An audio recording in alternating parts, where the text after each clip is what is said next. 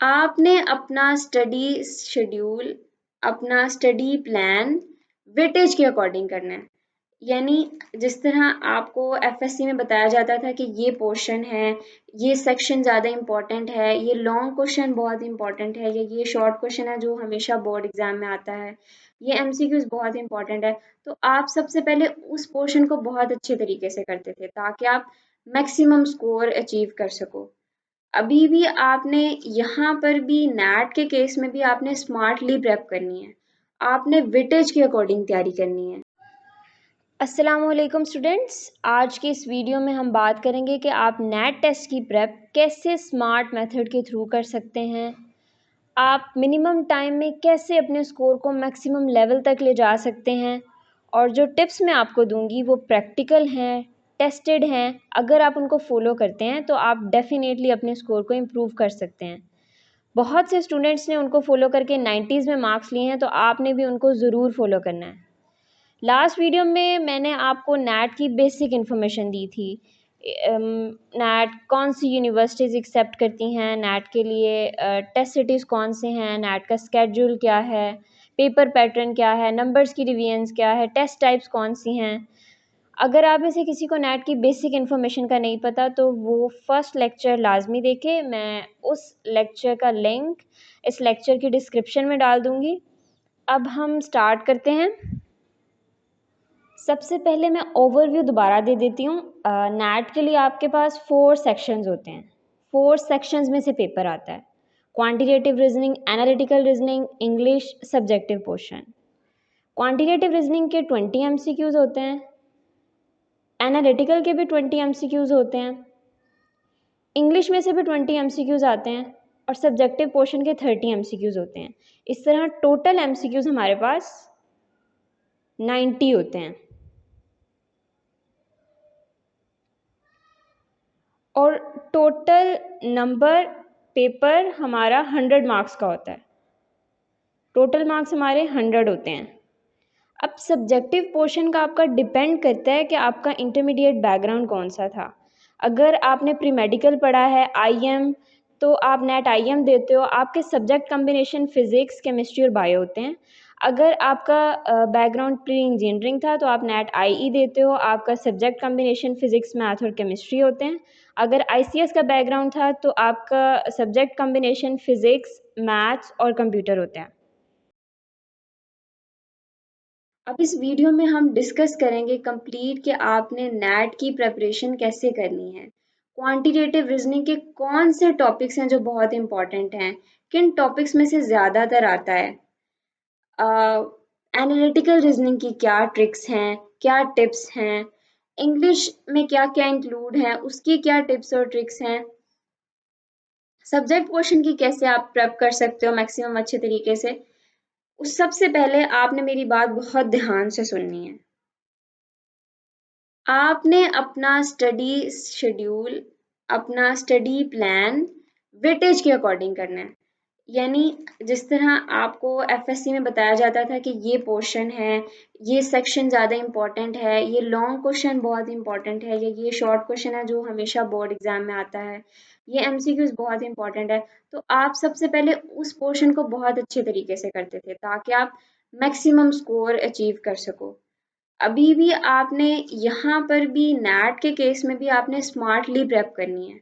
आपने वेटेज के अकॉर्डिंग तैयारी करनी है, किसको कितना टाइम देना है, किस में से ज़्यादा चांसेस है मार्क्स के, कैसे आप मैक्सिमम अचीव कर सकते हो ताकि आपका रिजल्ट ओवरऑल बहुत अच्छा, आप 90s में मार्क्स लो। कोशिश करें कि आप 85 प्लस तो जाएं, 85 प्लस तो आपके स्कोर लाजमी हो। Very first quantitative reasoning. अब क्वांटिटेटिव रीजनिंग किसे कहते हैं? क्वांटिटेटिव रीजनिंग कहते हैं बेसिक मैथ्स को।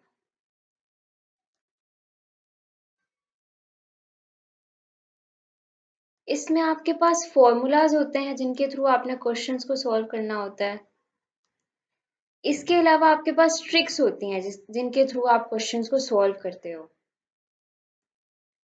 क्वांटिटेटिव रीजनिंग आपके लिए एक बेस्ट पार्ट है, यानी आप इसमें मैक्सिमम स्कोर कर सकते हो। आप इसके थ्रू अपने स्कोर को ओवरऑल अच्छा बना सकते हो।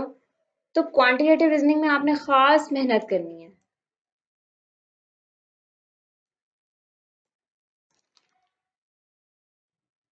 अब क्वांटिटेटिव रीजनिंग में क्या होता है, क्या इंक्लूड होता है, कैसे इसकी तैयारी करनी है, अब ये जो आप लिस्ट पूरे टॉपिक्स की देख रहे हो, ये बहुत इम्पॉर्टेंट टॉपिक्स हैं क्वांटिटेटिव रीजनिंग के लिए। आपको ये टॉपिक्स नैट के ऑलमोस्ट हर पेपर में दिखेंगे, 99% ये टॉपिक्स क्वांटिटेटिव रीजनिंग में आते हैं।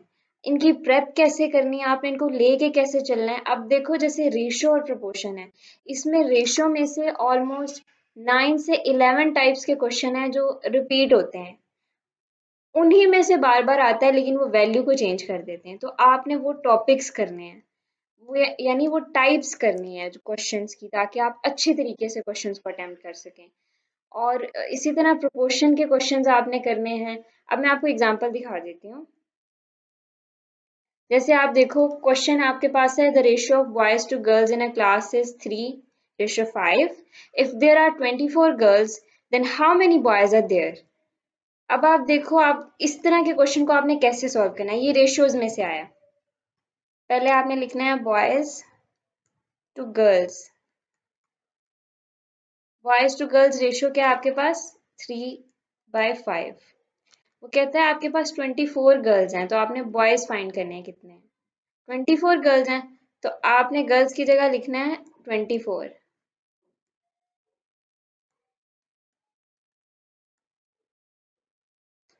अब बॉयज को आपने एक साइड पे रखना है और बाकी सारी वैल्यू को दूसरी साइड पे ले जाना है।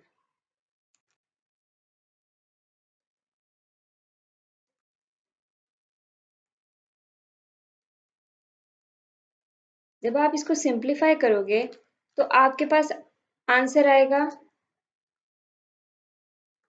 72/5।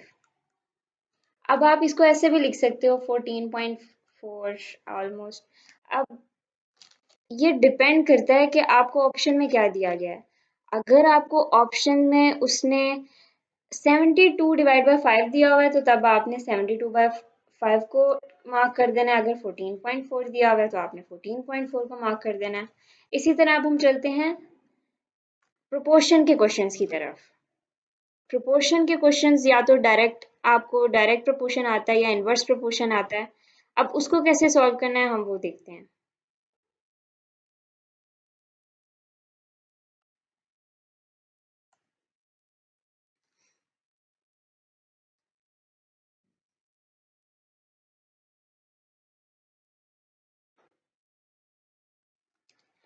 आपके पास प्रोपोर्शन का क्वेश्चन है, if 5 workers can paint a wall in 12 hours then how long will it take 10 workers to paint the same wall. आपके पास वॉल सेम है, ठीक है, वॉल सेम है और वो आपको बता रहा है कि 5 वर्कर्स हैं, वो 12 आवर्स ले रहे हैं।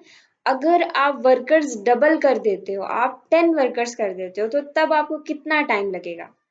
अब इसको आपने कैसे सॉल्व करना है, सबसे पहले तो आपने जिसका भी रिलेशन दिया हुआ है, जिनकी बात कर रहे हैं, वो आपने उसकी हेडिंग दे देंगे वर्कर्स, और आवर्स दे दो या टाइम दे दो, जो भी आपने लिखना है।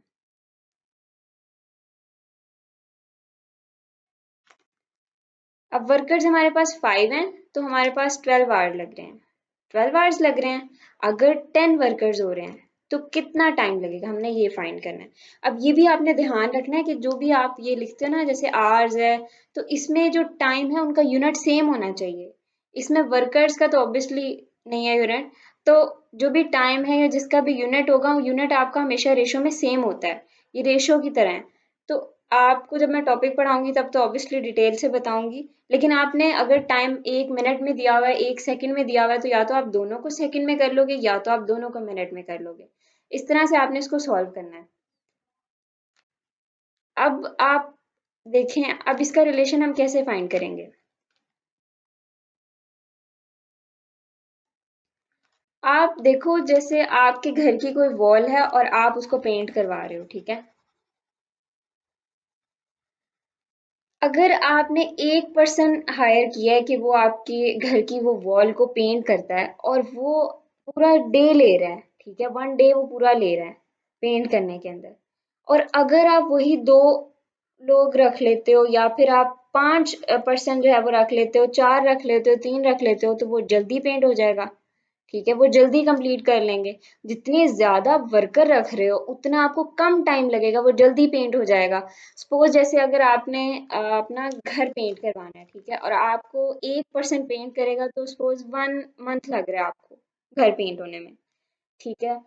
अगर आप 50 वर्कर्स ला रहे हो, 50 वर्कर्स ले आते हो और आप पेंट करवाना शुरू कर देते हो, तो वो कम टाइम लेंगे, वो 1 मंथ से जल्दी खत्म कर लेंगे, वो 1 डे ले लेंगे या जितना भी उनका टाइम होगा, लेकिन वो 1 मंथ से कम टाइम हो जाएगा।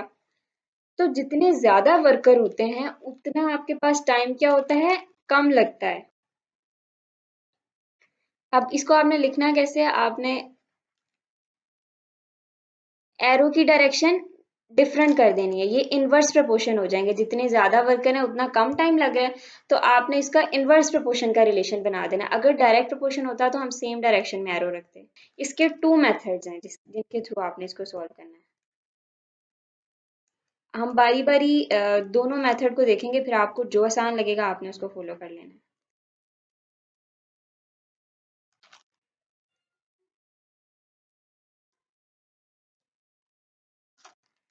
अब आप देखिए, जब भी इनवर्स प्रोपोर्शन होगा ना, तो जो वैल्यू सामने आपको दी होगी, लाइक 5 के फ्रंट पे क्या है, 12 है, तो आपने 5 को 12 से मल्टीप्लाई करके लिख देना, इज इक्वल 10 के फ्रंट पे क्या है, x है, तो आपने 10 को x से मल्टीप्लाई कर देना।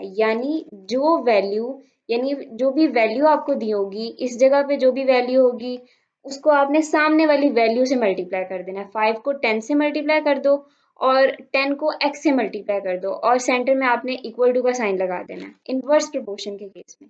अब आप देखो, 5 × 12 divided by 10 is equal to x. X को अब आपने एक्स की वैल्यू निकालनी है, यानी नंबर्स ऑफ आवर्स निकालने हैं, तो एक्स को आप एक साइड पे रखोगे। आपके पास इसको आप जब इसको सॉल्व करोगे, सिंप्लीफाई करोगे, तो आपके पास 6 आवर्स जो है वो आंसर आ जाएगा। चाहे आप इसको कटिंग करके देख लो, 5 2 10, 2 6 12, तो 6 आवर्स आपके पास जो है वो आंसर आ जाएगा। अब दूसरा मेथड क्या है, दूसरा मेथड ये है कि आपको जैसे जो भी टेल दी होगी, यानी ये टेल है ना एरो की, उसके साथ जो भी वैल्यू होगी आपने उसको ऊपर लिखना है, और जो भी हेड के साथ वैल्यू होगी उसको आपने नीचे लिखना है, इज इक्वल टू का साइन। टेल के साथ यहाँ पे क्या है, 12 है, तो आपने 12 को ऊपर लिख लेना है।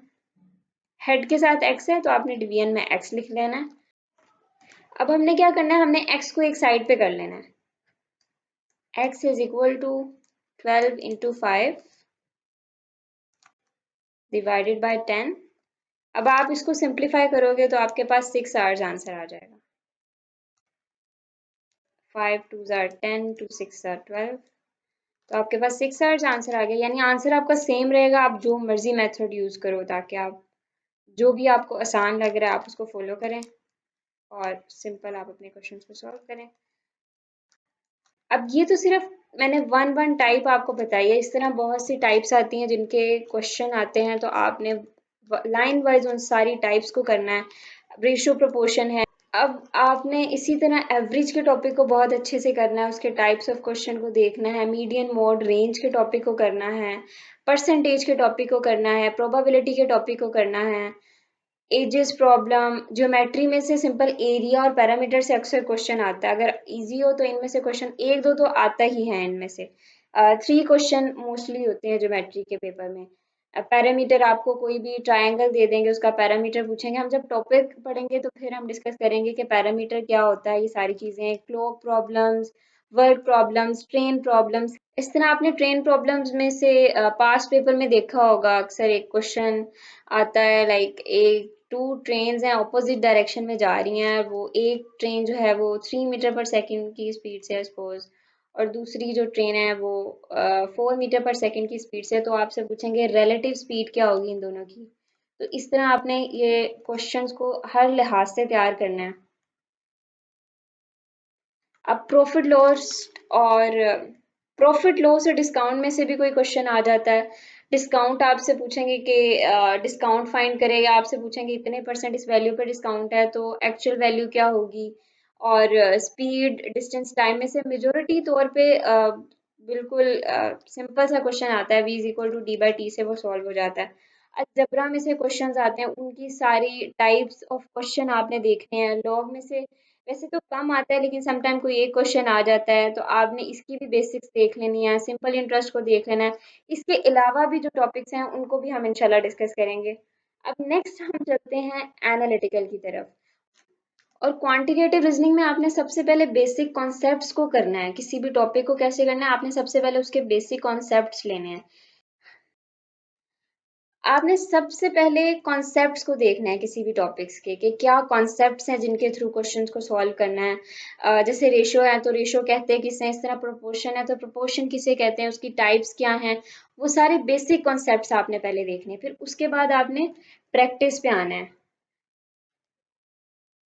फिर उसके बाद आपने पास्ट पेपर्स को करना है कि कौन से पास्ट पेपर्स में आ रहे हैं, उनको स्पेशली आपने बहुत ध्यान से करना है।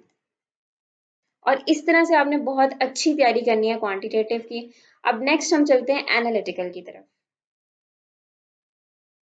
एनालिटिकल के पोर्शन में मार्क्स लेना क्वांटिटेटिव से ज़्यादा आसान होता है, बिकॉज ना तो आपको फार्मूलाज याद करने होते हैं कि अगर आपका ये फार्मूला गलत हो गया है तो आपका अब आंसर नहीं ठीक आएगा। ऐसा नहीं होता, आपको एक दफ़ा ये समझ में आ जाना है कि क्वेश्चन को, जो आपको क्वेश्चन दिया हुआ है, जो आपको पैराग्राफ दिया हुआ है, उसको ड्रॉ कैसे करना है। जब आपको उसको ड्रॉ करना आ जाता है, फिर आपको ये चीज़ आ जाती है कि जो आपने इंफॉर्मेशन ड्रॉ की है उससे आप देख के कैसे जो आपके क्वेश्चंस हैं उनके आंसर ठीक सिलेक्ट कर सकते हो। जब आपको एक दफ़ा ये ट्रिक आ जाती है ना, तो तब आपको एनालिटिकल बिल्कुल गेम की तरह लगता है, जैसे आप कोई पजल सॉल्व कर रहे हो। तो आप पहले उसको सीखो कि कैसे सॉल्व करना है। अब आपने सबसे पहले क्या करना है इसको, आपने सबसे पहले जिस भी टीचर का आप लेक्चर देख रहे हो, ठीक है, इसका मेथड ये है कि आपने सबसे पहले देखना है कि ये टीचर कैसे क्वेश्चन को ड्रॉ कर रहा है, किस तरह इंफॉर्मेशन को शॉर्टली लिख रहा है, कैसे अपने लिए इजी बना रहा है। हम इसीलिए उसको ड्रॉ कर रहे होते हैं ताकि हम जल्दी से क्वेश्चंस के आंसर दे सकें, हमें जल्दी समझ आ जाए। क्योंकि ऐसे अगर आप सिर्फ अंडरलाइन कर दोगे तो फिर आपको समझ नहीं आएगी ना कि क्या क्या इन्फॉर्मेशन थी, कैसे अरेंज हो रहे हैं। इम्पॉसिबल है कि आप बिल्कुल ठीक कर लो। तो आपने सबसे पहले क्वेश्चंस को ड्रॉ करना है। अब फिर आपने ड्रॉ करने के बाद ये सीखना है कि किस तरह से ये सोच कैसे रहे हैं टीचर, कि कैसे क्वेश्चन को पढ़ रहे हैं और आंसर्स को कैसे सिलेक्ट कर रहे हैं। अगर ये ऑप्शन है तो ये ऑप्शन क्यों है, बाकी ऑप्शन क्यों नहीं है। जब आप ये चीज़ करना जान जाते हैं, सीख जाते हैं, तो फिर मैक्सिमम आप इसमें अच्छा स्कोर कर सकते हैं, इसमें आप फुल स्कोर कर सकते हैं। अब आपको मैं एक सैम्पल एग्जांपल के थ्रू समझाती हूँ। There are six inverted caps standing side by side in a straight line. अब सबसे पहले उसने इंफॉर्मेशन दी है कि 6 इन्वर्टेड कैप हैं और वो एक साथ स्ट्रेट लाइन में पड़ी हुई हैं। अब मैं यहाँ पर ऐसे ड्रॉ कर लूँगी 1 2 3 4 5 और 6, ठीक है। अब मेरे पास ये भी ऑप्शन है कि मैं इस तरह ड्रॉ कर लूँ, ये 1 कैप है, ये 2 कैप है, ये 3 और इस तरह ये 6 कैप्स ड्रॉ कर लूँ। लेकिन क्या होगा, इससे ये होगा कि मेरा टाइम ज़्यादा लगेगा और मैंने शॉर्ट ड्रॉ करना है। तो मैंने सिर्फ यहाँ पर 6 लाइंस लगा ली हैं कि 6 इन्वर्टेड कैप्स हैं। Each has exactly one paper hidden under it. अब हर एक के नीचे एक पेपर हिडन है। मैं इस इंफॉर्मेशन को साइड पे लिख लूंगी, अपने लिए मैंने लिख लेना है कि मैं जल्दी से सॉल्व कर लूँ। ईच वन पेपर हिडन, ठीक है। अब मैंने ये वाली बात लिख ली है। नेक्स्ट क्या है, each of the paper is painted a single solid colour. तो जो आपके पास पेपर है उसके ऊपर क्या है, सिंगल सॉलिड कलर। नेक्स्ट, इस लाइन को हमने कैसे ड्रॉ करना है, the colours of papers are gold mauve olive pink silver and white. आपने शॉर्ट फॉर्म में लिखना है तो आपने कलर्स के नेम लिख देने हैं, गोल्ड मॉव ऑलिव और पिंक सिल्वर वाइट।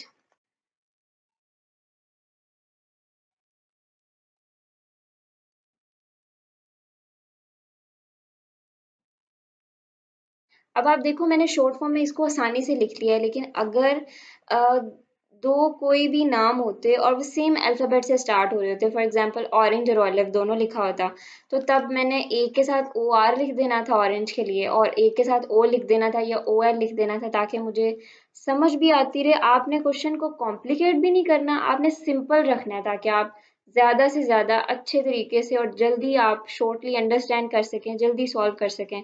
तो अब मैंने ये वाली इंफॉर्मेशन लिख दी है। Next, the papers are hidden under the cap in a manner that conforms to the following conditions. अब conditions आ जाएंगी, conditions क्या है अब हम उसके थ्रू देखें।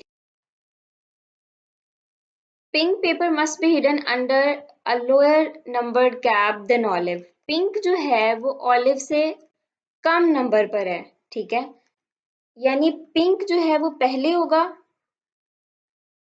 और olive जो है वो बाद में होगा, ठीक है। अब ये जो हमारे पास सारी कैप्स हैं, इसके अंदर अगर पिंक यानी ऑलिव इस साइड पे होगा तो पिंक इधर होगा, अगर पिंक 1 पे है तो ऑलिव जो है वो सेकंड पे होगा, या सेकंड के अलावा कहीं पे भी हो सकता है, लेकिन पिंक ने पीछे आना है, पिंक का नंबर कम होना चाहिए। ये नहीं हो सकता कि ऑलिव जो है वो पीछे है और पिंक का नंबर ज्यादा है, पिंक कहीं आ गया, ये नहीं हो सकता। ये कंडीशन मैंने इस तरह से यहाँ लिख दी है ताकि मैं जल्दी से सॉल्व कर सकूं। अब हम नेक्स्ट कंडीशन पढ़ते हैं।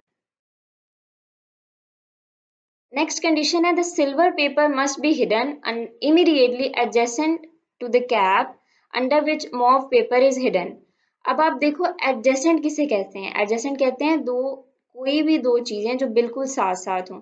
लाइक जो सिल्वर और मोव है वो बिल्कुल साथ हैं, उनके दरमियान में कोई कलर नहीं है, वो बिल्कुल एक दूसरे के साथ हैं। ये भी हो सकता है कि सिल्वर पहले है और मोव बाद में है, ऐसे भी हो सकता है कि मोव पहले और सिल्वर बाद में है।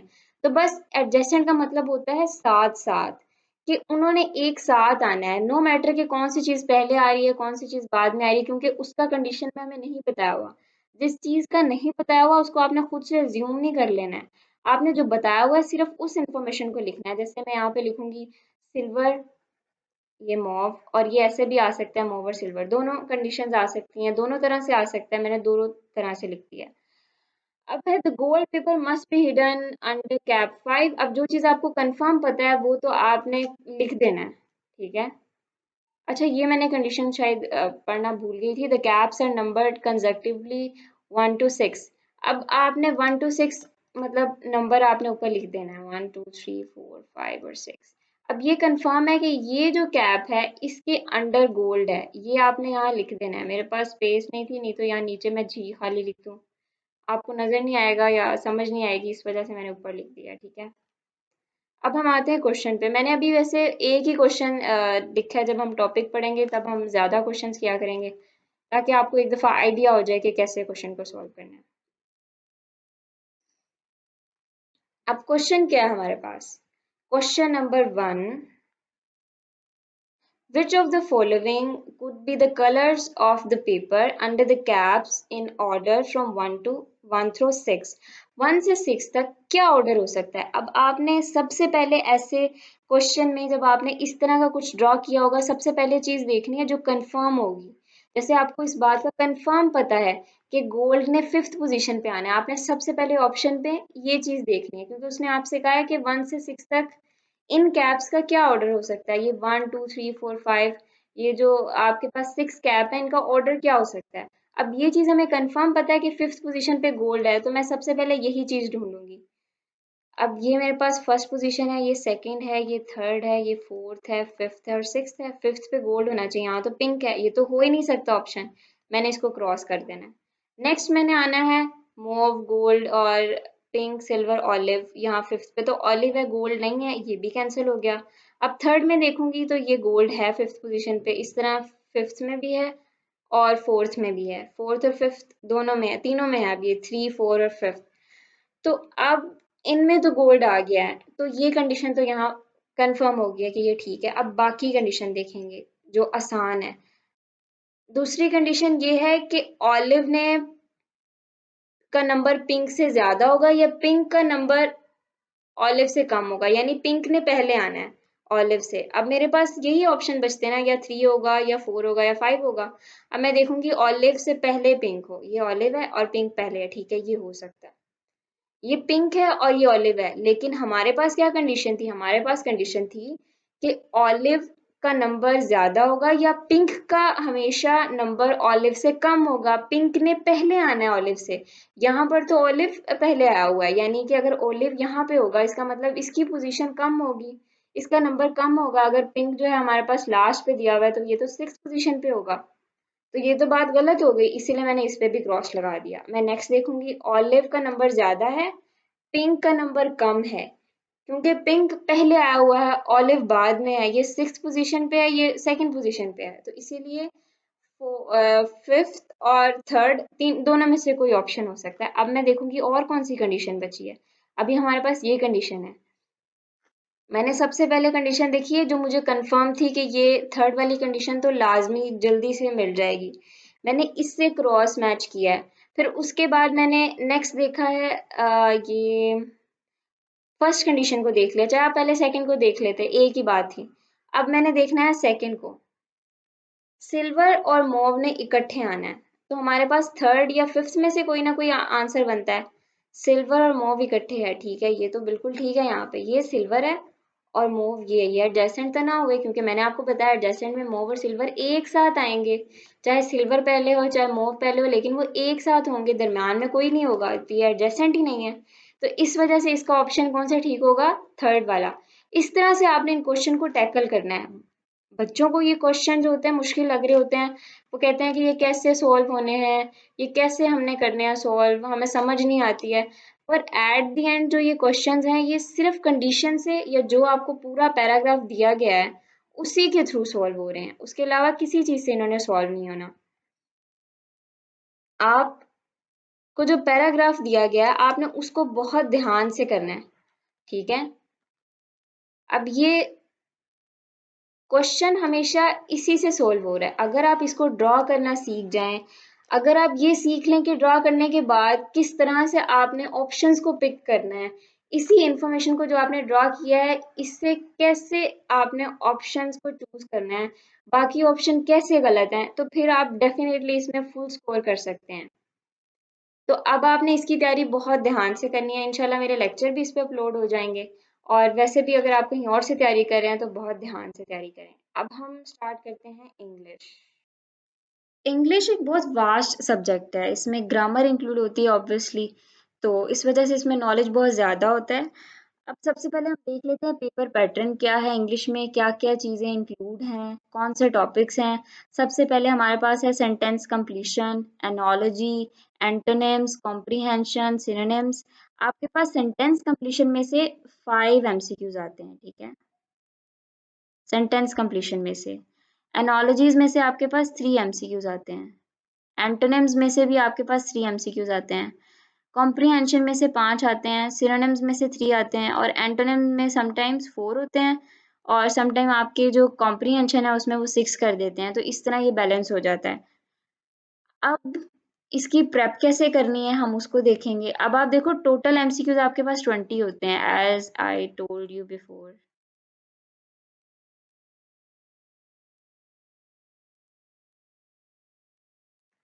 अब आपने इसकी प्रेप कैसे करनी है हम उसको देखेंगे।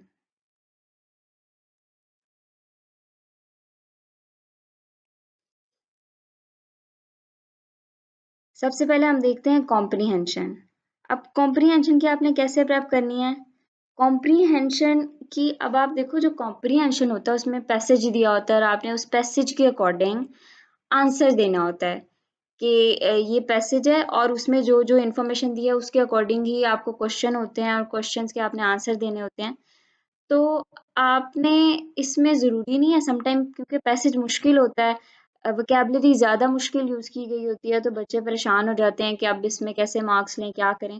इसकी ट्रिक्स होती हैं, अगर आपको ट्रिक्स आ जाए ना, चाहे आपके पास पैसेज मुश्किल भी आए, आपको फिर भी समझ होती है कि आप कैसे ऑप्शन बेस्ट सिलेक्ट कर सकते हो। आप फिर भी कैसे जो है वो ज़्यादा मार्क्स आपके लेने के चांसेस ज़्यादा होते हैं, बिकॉज़ ये डिपेंड नहीं करता कि आपको पैसेज की एक-एक लाइन समझ आ रही है, डिपेंड ये करता है कि आप ऑप्शन सही सिलेक्ट कर रहे हो। आप ऑप्शन सही सिलेक्ट करोगे आपको मार्क्स पूरे मिलेंगे बस। तो आपने इसकी ट्रिक्स करनी है, आपने प्रॉपर, फिर उसके बाद इसकी प्रैक्टिस की बहुत ज़्यादा नीड नहीं होती। आप कुछ अगर आपको मटेरियल पास्ट पेपर से रिलेटेड मिले तो उसको करें, और बाकी इसकी ट्रिक्स सीखें कि बेसिक क्या ट्रिक्स हैं इसकी। एनोलॉजी नेक्स्ट आपके पास क्वेश्चन आता है। अब इसमें आपको कोई भी 2 वर्ड्स दिए होंगे और आपने उनका रिलेशन देखना होगा कि इनका आपस में क्या रिलेशन है। फिर उनका जो भी रिलेशन है आपने वो सेम रिलेशन अपने ऑप्शंस में ढूंढना होगा। फॉर एग्जांपल जैसे कि आपको नीचे एग्जांपल दी गई है, अब लेंस और ग्लास का आपस में क्या रिलेशन है हमने वो देखना है। अब इसमें एक मटेरियल दिया हुआ है आपको, लेंस, और दूसरा वो किस चीज से बना हुआ है, उसकी क्या कंपोजिशन है। लेंस जो होते हैं वो ग्लास से बने होते हैं। अब आपने ये सेम रिलेशन अपने ऑप्शंस में ढूंढना है कि वेदर के आपके पास सेम ऑप्शन में रिलेशन है या नहीं है। अब आप देखो इसमें आपने देखना होता है कि आपका कौन सा बेस्ट ऑप्शन है। अब जैसे आपको दिया हुआ है वेल और वाटर, तो अब लेंस जो है वो ग्लास के बने हुए हैं, जो वेल है, जो कुआं है, वो पानी से बना हुआ है। आप एक दफा इसको कंसीडर कर लो कि हो सकता है ये ऑप्शन हो, ये बेस्ट हो। अभी आप नीचे आ जाओ, सा और वुड, तो ये तो बिल्कुल नहीं हो सकता। आप सा से तो वुड काटते हो ना, तो वो खुद तो लोहे का बना होता है, तो इसीलिए ये ऑप्शन तो कैंसिल हो गया। फिर स्वेटर और वूल, ये ज़्यादा आपको ए से ज़्यादा बेस्ट सी ऑप्शन है। अब ये कैसे है ये मैं आपको बताऊंगी। पहले आप देख लो डी ऑप्शन, फ्यूल और फायर, ये तो बनता ही नहीं है ना, फ्यूल की वजह से आग लगती है, तो ये तो है ही नहीं कि कंपोजिशन हो और एक आपके पास मटेरियल हो। अब इनमें से कौन सा बेस्ट है हमने वो देखना है। अब आप देखो जो आपके पास वेल होता है, जो भी आपके पास कुआं होता है, उसके अंदर पानी होता है। इट्स नॉट कि वो पानी से बना होता है, बना तो वो ईंटों का होता है या जो भी मटेरियल उन्होंने यूज किया होता है। तो आपके पास एक तो ये ऑप्शन है, दूसरा ऑप्शन है स्वेटर वूल, तो स्वेटर तो हमेशा वूल का बना होता है, तो ये तो मस्ट वाली कंडीशन है। इस वजह से सी ज्यादा बेस्ट है, बिकॉज वेल आपके पास किसी भी चीज का हो सकता है, ये ईंटों का हो सकता है, पानी उसकी कंपोजिशन नहीं है, तो पानी तो उसके अंदर होता है, तो ये तो ऑप्शन कैंसिल हो गया, इसीलिए आपका सी ऑप्शन बेस्ट ऑप्शन है। इस तरह आपने एनोलॉजी की प्रेप करनी है। एंटोनिम सिनोनिम्स के लिए आप कोई पीडीएफ पढ़ सकते हो, लाइक आप पास्ट पेपर देख सकते हो कि कौन से आ रहे हैं। अगर आपने पहले नेट दिए हुए हैं तो फिर आपको आइडिया होगा। अगर आपने नेट नहीं भी दिए हुए आपको फिर भी डिफरेंट मटेरियल मिल जाता है, आप उससे एंटोनिम सिनोनिम्स पढ़ सकते हो, और वो बेसिक आपका एफएससी तक का ही नॉलेज होता है, उससे ज़्यादा नहीं होता। आपने पहले वो पढ़ा होता है, समटाइम तो बहुत बेसिक से आ जाते हैं, बेसिक सा वर्ड होता है, आपको पता होता है, ईजी होता है। तो आपने ये ध्यान रखना है कि आपने इंग्लिश को, जैसे मैंने आपको बताया था कि आपने प्रायोरिटाइज करना है चीज़ों को, आपने सबसे पहले क्वांटिटेटिव को टाइम देना है, ठीक है। क्वांटिटेटिव रीजनिंग को सबसे पहले आपने टाइम देना है, देन आपने एनालिटिकल को टाइम देना है, देन आपने जो है वो इंग्लिश को टाइम देना है। इंग्लिश में सबसे पहले आपने एनोलॉजीज कर लो, कॉम्प्रीहेंशन कर, की जो बात है सब्जेक्टिव का, इन सब के बाद में फोर्थ पे आपने सब्जेक्टिव करना होता है।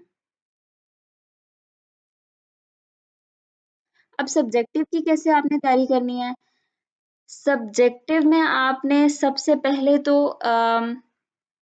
आपको कोई अगर आपने नेट पहले दिए हुए आपको आइडिया होगा कि कौन से क्वेश्चन रिपीट हो रहे हैं, जो पास्ट पेपर हैं। आपने सबसे पहले अगर आपको वो मिलता है तो आपने उसको देखना है कि ये एमसीक्यूज रिपीट हो रहे हैं, तो आपने सबसे पहले उन एमसीक्यूज को अटेम्प्ट करना है, यानी उनको आपने पहले तैयार करना है। फिर उसके बाद आपने क्या करना है, जो बुक की समरीज हैं आपने वो पढ़नी है, ठीक है।